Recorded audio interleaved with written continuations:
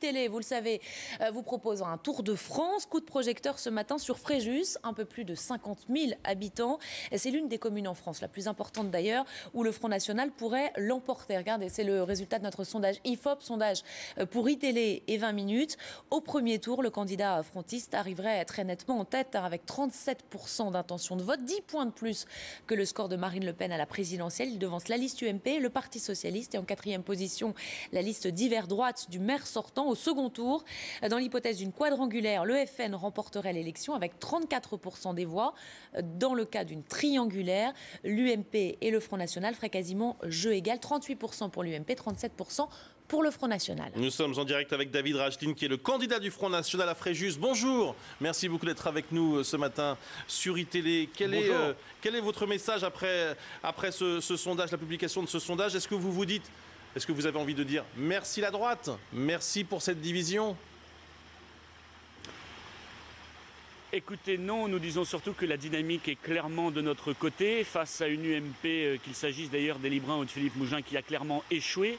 Tous deux ont co-dirigé la ville pendant des années et des années, pendant beaucoup trop longtemps. Et je crois qu'aujourd'hui souffle le vent du renouveau qu'incarne parfaitement notre mouvement, le mouvement de Marine Le Pen ici à Fréjus.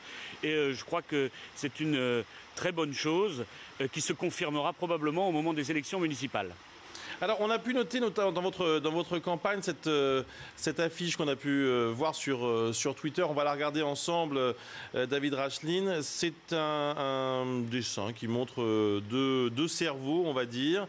Selon les dernières recherches scientifiques, les capacités intellectuelles d'un candidat n'ont aucun rapport avec son âge. Alors, on voit votre cerveau et celui du maire sortant, Élie Brun. Bon, est-ce que c'est vraiment à la hauteur d'une campagne municipale ?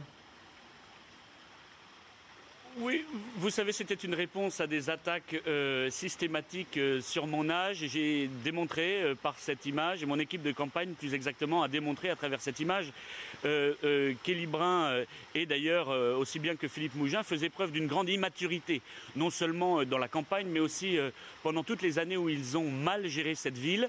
Je crois qu'en ce qui nous concerne, notre équipe est parfaitement mature et apte à prendre les responsabilités à Fréjus pour rénover la municipale et redresser cette commune. Oui, vous êtes mature, enfin vous êtes en train de nous dire c'est lui qui avait commencé.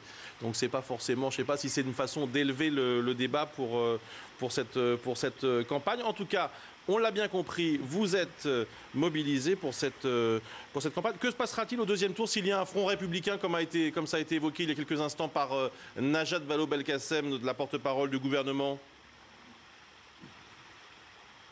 Bien écoutez, je crois que vu la dynamique du premier tour, nous serons en mesure de battre le système UMPS. Aujourd'hui, on sait, et on le savait déjà, avec les différentes alliances qui ont eu lieu entre l'UMP et le PS ces dernières années, que l'UMPS est un seul et unique mouvement, que seul le Front National de Marine Le Pen peut battre pour rénover la vie politique française. Ce sera le cas aussi à ces élections municipales. En réalité, voter UMP, c'est voter PS et inversement.